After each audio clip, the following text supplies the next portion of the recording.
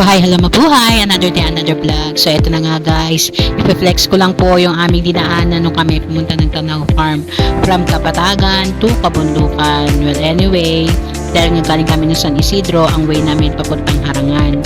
So pag diniretso mo nga pala yung daan na yan, ang labas po niya San Jose del Monte, Bulacan. So sige, balik tayo dito. Kapag ikaw ay nag-commute patungo doon at tricycle sasakyan mo yung orange dyan, makikita ninyo. Nagra-range po yun ng 300 to 400 depende sa mga bitbitin ninyo. So kami kasi meron akong kapatid, so siya yung inapin ako. And then yung mga anak ko naman, doon naman sila sa kabila. Ngayon, eto na. So medyo mabaho yung, may part kayo maladaanan dyan na mabaho kasi dump site. And then may part din dyan na hindi pa kasi ayos yung kalsada. Pero kung makikita nyo dito, medyo smooth pa yan eh.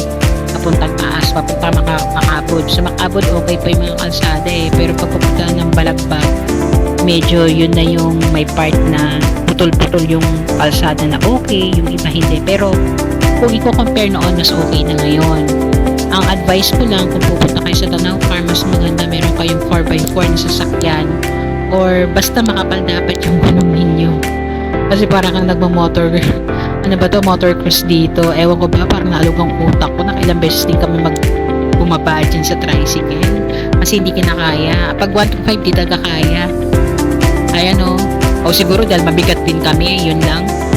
Yan, may part din dyan na yung dadaanan mo. Parang one way lang. Yan, may kasalubong ka. Pag 4 wheels, tabi ka na kasi hindi kayo magkakasya. Pag maulan, medyo nakakatakot kasi madulas ang kalsada. Tsaka kakaiba ang lupa nila, maputik. Alam mo yun, parang kang nasa bukid. Ganun.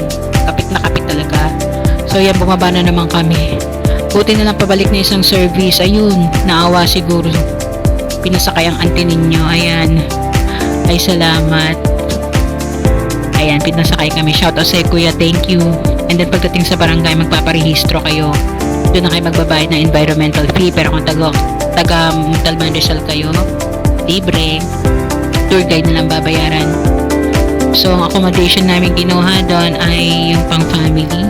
Nagre-range ng 1.8. May sariling CR. And pwede ka mag-tent pitching doon. Kung wala kang tent, pwede ka mag-rent.